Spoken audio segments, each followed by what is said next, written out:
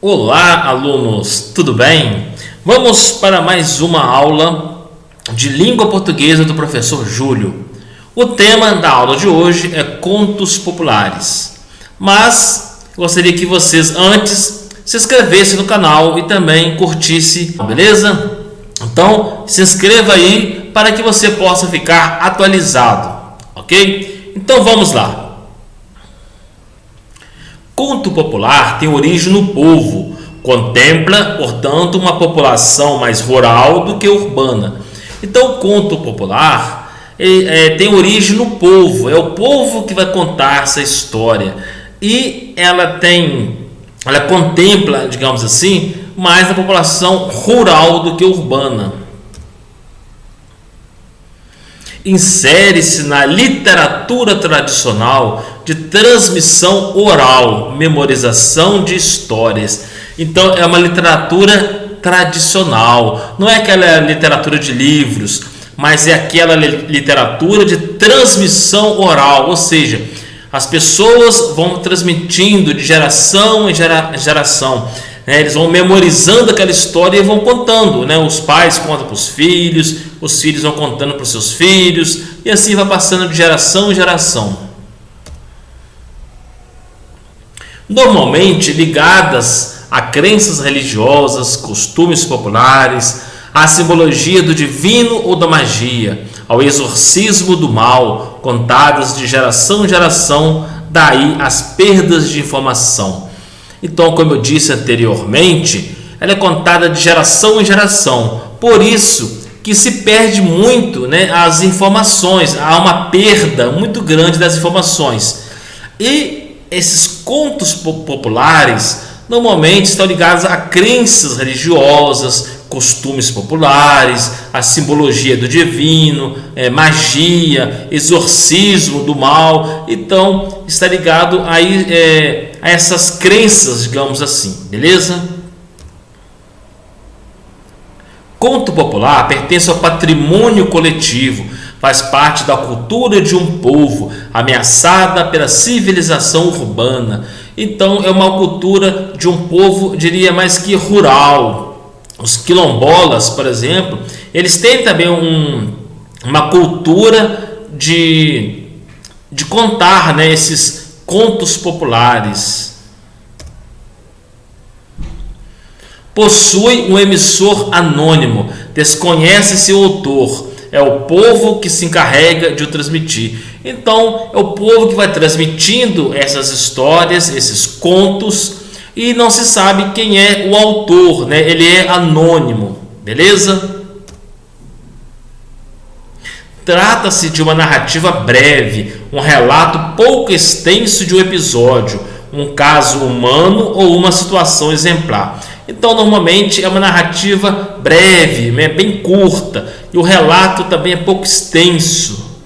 E, geralmente, é um caso humano ou uma situação exemplar. O que seria essa situação exemplar? Pode ser de cunho moral, alguma coisa que vai deixar algum recado, digamos assim. Então, pode ser um caso humano ou pode ser também um conto criado com os animais, com os bichos, beleza? A série de peripécias é resolvida por um herói ou uma heroína que terá de passar por determinadas provações e que será ajudado por entidades sobrenaturais pertencentes ao mundo do bem, adjuvantes, e perturbado por forças do mal, oponentes, sendo evidente a luta entre essas duas forças. Então, geralmente, é uma série de aventuras onde o herói ou a heroína tem que passar por muitas provações, por muitas situações difíceis, e eles são ajudados por essas entidades sobrenaturais. Então, vai ter sempre esse conflito, digamos assim, da força do mal com a força do bem, ok?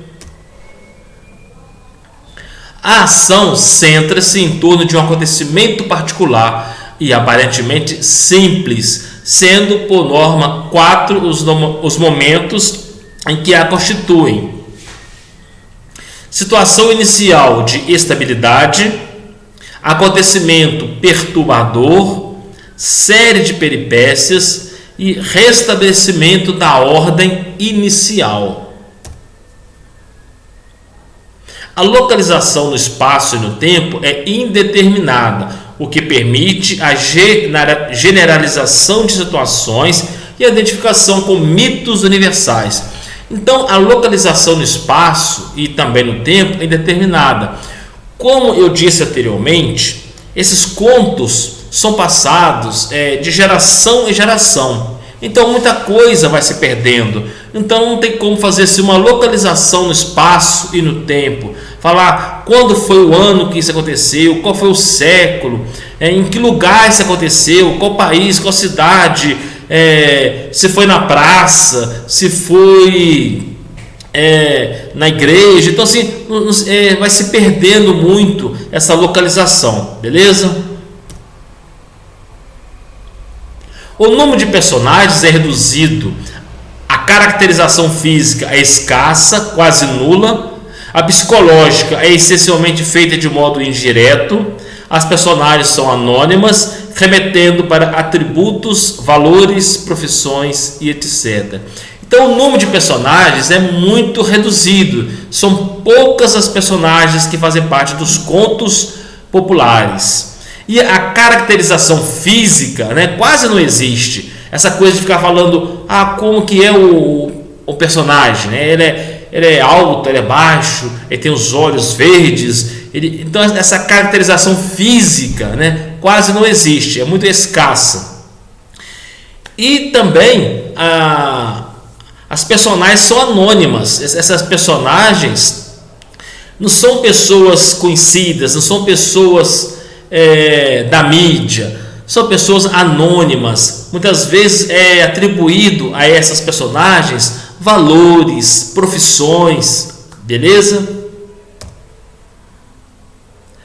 A descrição está praticamente ausente, pois os pormenores vão se perdendo ao longo do tempo.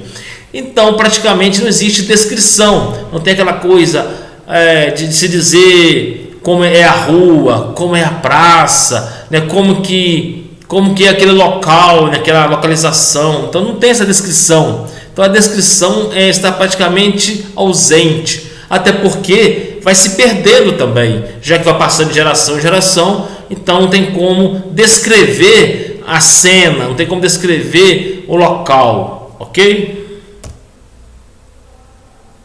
A linguagem assume um papel importante na medida em que se procura a reproduzir a linguagem de um povo. Então, a linguagem ela é muito importante, ela assume um papel de muita relevância nesses contos populares.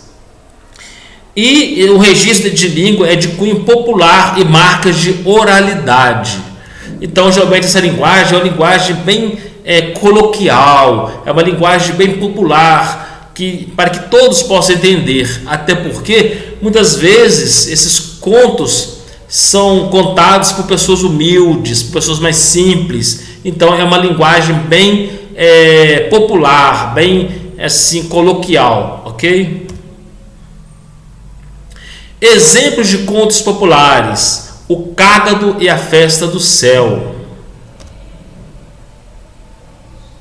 O Macaco e a Cutia, A Raposa e o Tucano,